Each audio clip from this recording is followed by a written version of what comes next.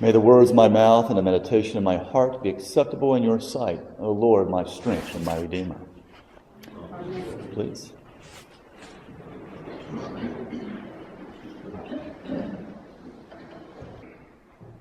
The commands of God will never outnumber the demands of man. Sometimes when we hear and understand that statement, we may think that it's like a tournament, a series of points that we need to have in order to win. It might be like with something like Weight Watchers. How many points are we afforded to have? You may be wondering that yourself when considering what does it take to make it into heaven? How many points you can earn? How many you can't afford to have? It was like that for this one man who died and went to the pearly gates. And St. Peter met him, and he said, in order to get into heaven, you have to have 100 points. The man said, well, how in the world am I supposed to know how many points I have? He said, well, you tell me what you've done in your life, and I'll measure them and number them and give it back to you. The man said, fair enough. He said, well, let me just first say that I went to church religiously every Sunday in my entire life. St. Peter said, very good, you get 1 point. The man thought more, and he said, well, I want you to know that once I began earning a living, I gave 10% of all that I had for tithe and offering to the church. St. Peter said, very good. That's 2 points. Golly, 2 points. He said, well, I also opened up a soup kitchen, and I volunteered to serve disabled veterans. St. Peter said again, very good. That'll be 1 point.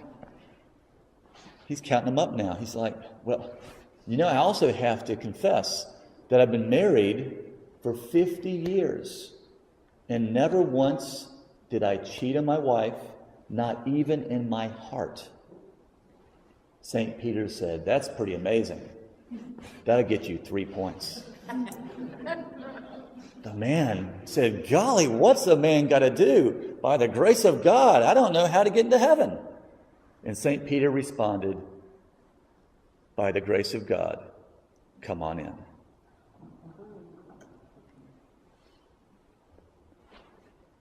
God's commands never outnumber the demands of man. That's a true statement. We see today the zeal of Christ coming into the temple with a whip, no less, that he took from one of the livestock drivers. And he began to whip and get the oxen and the sheep and to send them out of the temple. He also did something that was very dramatic. He overturned the money changers, and he drove them all out of the temple. And then there's that famous saying that this temple will be brought down and I will bring it back in 3 days. Now, as post-Easter Christians, we all can relate to that with Holy Week coming, and we understand what Christ meant, that the crucifixion would occur and 3 days later he would rise again, and therefore we would all rejoice in the salvation not earned, not given only except by the grace of God through his Son Jesus. That's so tidy, and we can now leave and rejoice knowing this. By God's grace we are saved. But not so fast. We also have to treat the 10 commandments that are presented to us today. And we also need to look more earnestly inside of the gospel passage, because we're going to find that there's something at work here. The commands of God were 10 commands. And over the course of 200 or so years, those 10 expanded to nearly 1,000. It became a yoke on the neck of the oxen that was so unbearable it couldn't be weighed or measured any longer. It was just a suffering. And people could not understand what salvation really meant. Thou shalt do this on 4 occasions, and thou shalt not do this on 6 other occasions. We have these commands that God has given us, 10. But man put more demands upon the following, and therefore multiplied all of the unnecessaries, the burdens in which would come later. We find that this was something that was actually a detriment to the people. It was misleading the people, and they had a hard time carrying these demands. When Jesus came into the temple, he had seen something that was quite unhealthy and quite dirty. And that was there were so many impediments in front of people. They couldn't see the altar. They couldn't even approach it unless they had their dove to give for a sacrifice, or if they were a little bit more fluent, they would provide a lamb, and they would get special treatment because they would get further ahead. And you see that what we have in place from the 10 Commandments is something that had become quite demanding. People were desperate. They were raising money for just about everything they could for the sake of the temple. I have to chuckle a bit because oftentimes in church life, especially when we get into the mode of our operation and raising funds and so forth, we have to be able to see, is it really having the effect that we want it to? It's not merely about the fact of raising money. It's about bringing people into community, learning to work with one another, because with that we understand a little bit more of who we are. And when it's in a loving and generous type of treatment, we all rejoice. I think when Jesus came in, he didn't see that. He saw people just trudging through out of burden and obligation. There was no joy that was in their hearts. The people that were measuring the scales had actually rigged the scales. They weren't balanced. They were cheating people. The oxen and the sheep that were coming through as livestock were another way in which a merchant could earn something for the sake of a lot of people gathered in one space. And Jesus, with great zeal and determination, changed all of that. He came through and just drove it all out.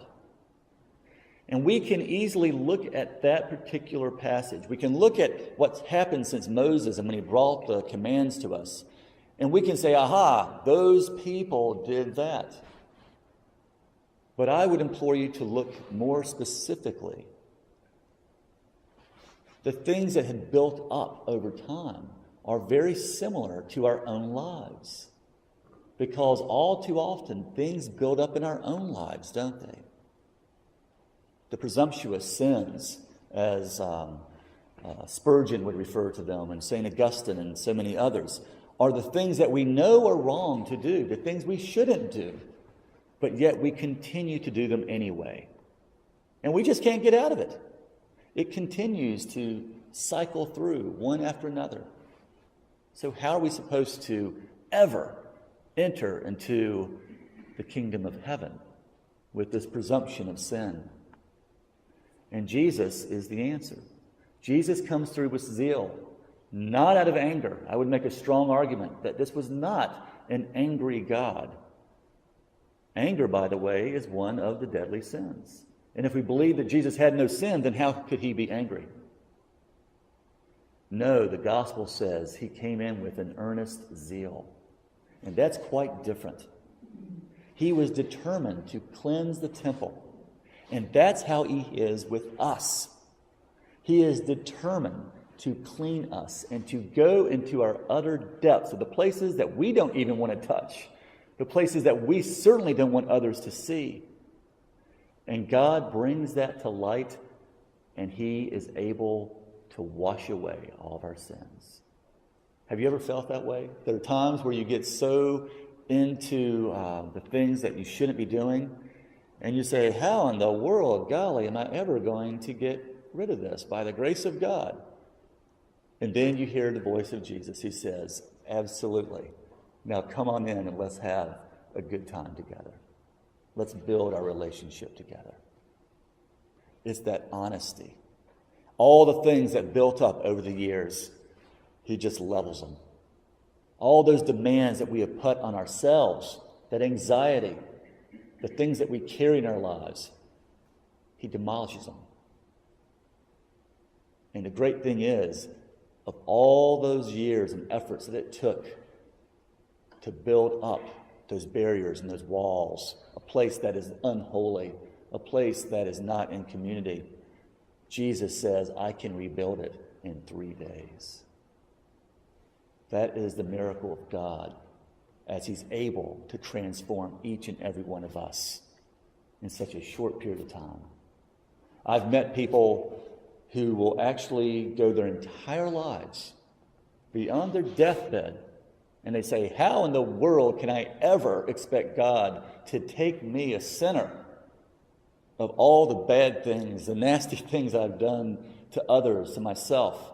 How can I expect him to take me in? And that is when we hear it once more, that the commands of God will never outnumber the demands of man.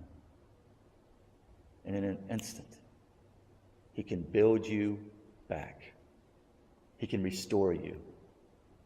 But it can't happen unless you get to that point where you say, only by the grace of God will I be able to enter.